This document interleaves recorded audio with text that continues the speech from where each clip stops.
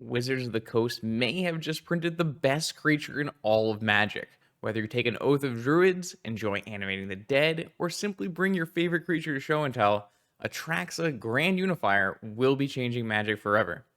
My name is Justin, I'm actually level 1, and this is Voice of Vintage.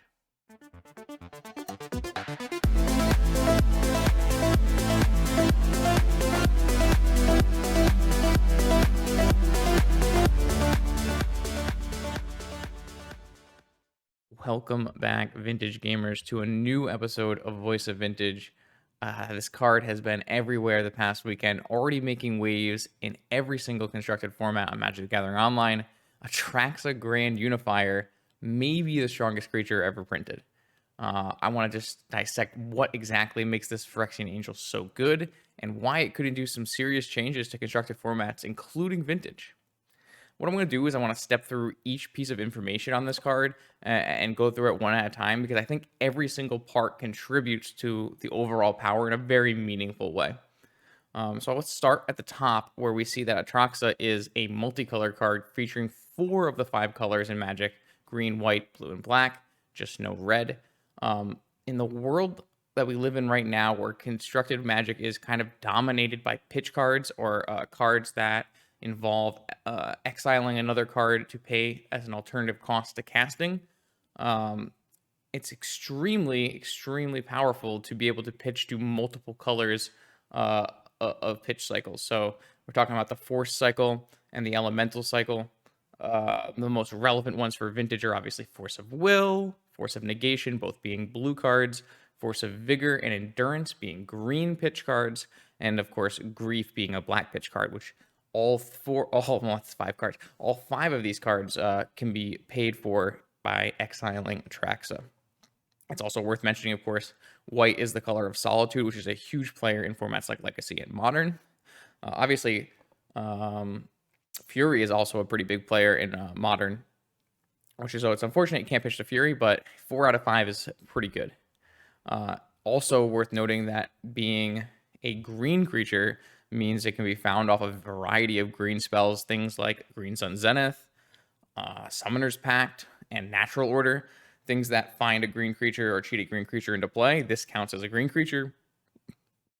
It's kind of seldom we have such a very large and powerful, typically like some kind of reanimator target that's also green. The biggest consideration, of course, is that it's blue. For Vintage and Legacy, being a blue card is extremely important, because the kind of the glue that holds these formats together is the fact that Force of Will exists. Force of Will kind of dampening the impact of extremely powerful combos. It's very important to have a high enough blue count in your deck to always be able to exile a blue card and pay for Force of Will's alternate casting cost. And this creature, being a blue creature, is going to really help some decks that were making dubious deck building choices in terms of blue count for Force of Will. I think the biggest example of this is a deck like Reanimator in Legacy and Vintage.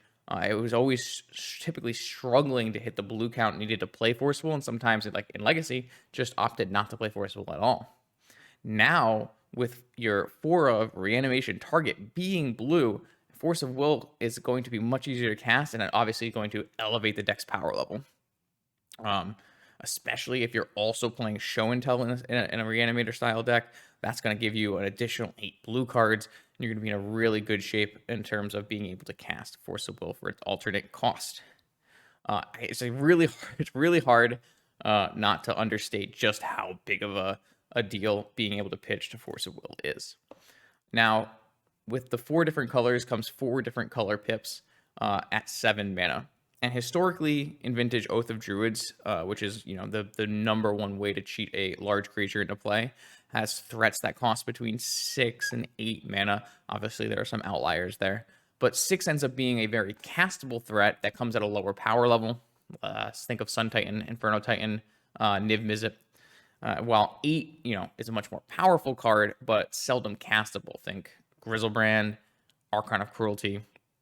At 7 mana, Atraxa is fairly castable, and its 4 different color pips actually makes it more castable than cards that feature all of the same pip. This is mostly due to fetch land dual mana bases. So you can have things like, tropical and underground sea, and that's already paying for 3 different colors, and you're not so focused in on one color that having 4 black symbols in Grizzlebrand's mana cost is very prohibitive of being able to cast it. It's also worth noting, it's not only going to be an Oath of Druids decks. You can probably play it in uh, green creature decks, which means green creature mana dorks also accelerates you to 7 mana and make this card just fairly castable. So we have a 7 mana, sometimes castable, 4 color creature that we're trying to mostly cheat into play with different effects. It has to be a powerful body, and boy is this a powerful body. So it is a 7/7 flying lifelink vigilance death touch, and most of those abilities are extremely relevant.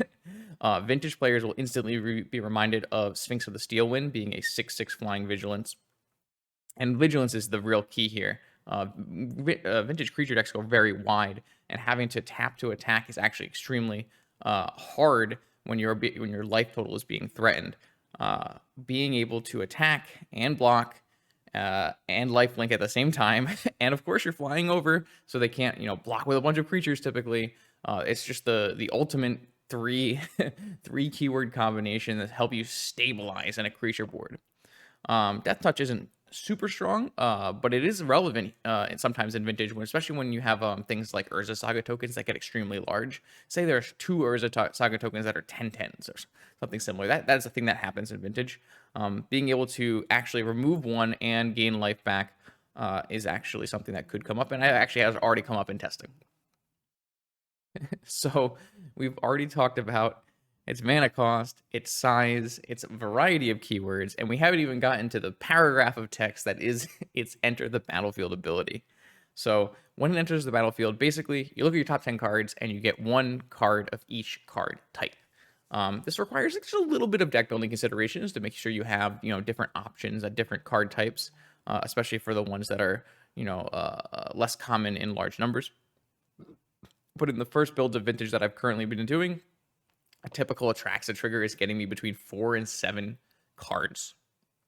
Now, this is really, really strong in Vintage because the cards you are getting of your minimal types are extremely powerful. Things like Black Lotus as your artifact, things like Oko Narset as your planeswalker. You're almost always you almost always get a land. You almost always get an instant sorcery. And the best part about it is you get to see all the cards you could get. And then seeing the cards you can get, you can actually craft a plan with that knowledge and pick the cards that best suit how to continue moving forward in the game. Because a lot of times, this isn't going to win you the game immediately, but it's going to win you the game over the next turns.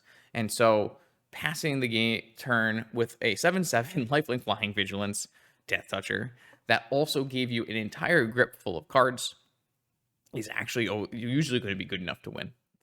It typically has been so far in testing. Obviously, an enter battlefield ability has some drawbacks, getting stopped by a card like Torpor Orb, but it also doesn't get needled like a card like Grizzlebrand would be, and it doesn't cost you any life to activate this ability. It's worth noting that this is not drawing cards either. This is putting cards directly into your hand, so Hullbreacher and Spirit of the Labyrinth, they don't affect this at all either. I looked at this ability and I thought it was going to be good, and I think I underestimated it. This ability is extremely good. It's very powerful, and like I said, most of the time when you craft an enter the battlefield, your new hand per se, it's almost always going to get you through to the next turn and push towards the win. And I'm really like only scratching the surface on what this card really does. There are tons of different things that are just going to change the way we look and build decks. The first thing that came to mind, not the first thing that came to mind, but the something that came to mind while testing is, wow, we can flash this into play. Flash a restricted card in Vintage, an extremely strong card. People were wondering maybe it could be unrestricted. Typically a card that leads to some very degenerate combos. Here, it's doing less of being a degenerate combo and more of being, an ancestral type effect. You're going to pay 1 in a blue and pitch your Atraxa, and you're going to get, a look at your top 10 cards, and you get 1 card from each of there. So this has already been pretty powerful. I've seen so far. just turning 2 cards into 7 cards. A lot of the time, you'll end up, getting a new Atraxa off your Atraxa trigger. So it's not even like you lost the Atraxa you started with, especially if you end up in like a Reanimator archetype where you're putting an Atraxa in the graveyard, which you could then reanimate. And it's super important for that Reanimate archetype because it's both a blue card to pitch your force, but it also, the way its trigger works, you're going to be able to find enchantment. So you can find cards like Animate Dead, things like Corpse Dance. Is that the right one? No. Dance of the Dead. There's another enchantment reanimate effect. But it actually like rewards you for putting that kind of variety of reanimating effects into your deck because you can find individual ones that suit your trigger and your needs. Obviously, one of another thing is Omniscience. Omniscience is an enchantment, so it takes up a kind of an underutilized slot in your one of each card type, and so you can just get an Omniscience. So sometimes when I put this in Atraxa into play, I get a new Atraxa, I get a Show and Tell as my sorcery, I get a Black Lotus as my artifact, I get an Omniscience as my enchantment, I get a Force of Will as my instant, and then I immediately Show and Tell an Omniscience and play through my deck. This card just does so many things. Obviously, I think it could maybe introduce a heavy green natural order deck. Using, Allosaurus Shepherd is an extremely powerful anti-combo or anti-counter tool, and being able to maybe have a very dedicated natural order deck. This could also be a place where Atraxa finds a home. So the possibilities are really wide, and I'm super excited, and I'm going to continue brewing with this card. It's definitely the favorite card that's come out of Phyrexia. All will be one. And my current evaluation, I think, is this is the strongest creature you can put into play. Or maybe I should say put in your deck to cheat into play. Because it might not always be stronger than putting a Grizzlebrand into play, but putting it in your deck allows your deck to be stronger. And I just think this might be like a real game changer in the history of Magic in terms of creatures. But I don't know. I could be wrong. What do you think? Leave a comment below. Give me your opinion of Atraxa. Tell me if you played with her yet. What kind of decks you want to see her put in. And I will see everyone else for more vintage content right here on I Am Actually Level 1's channel. I'll see you then.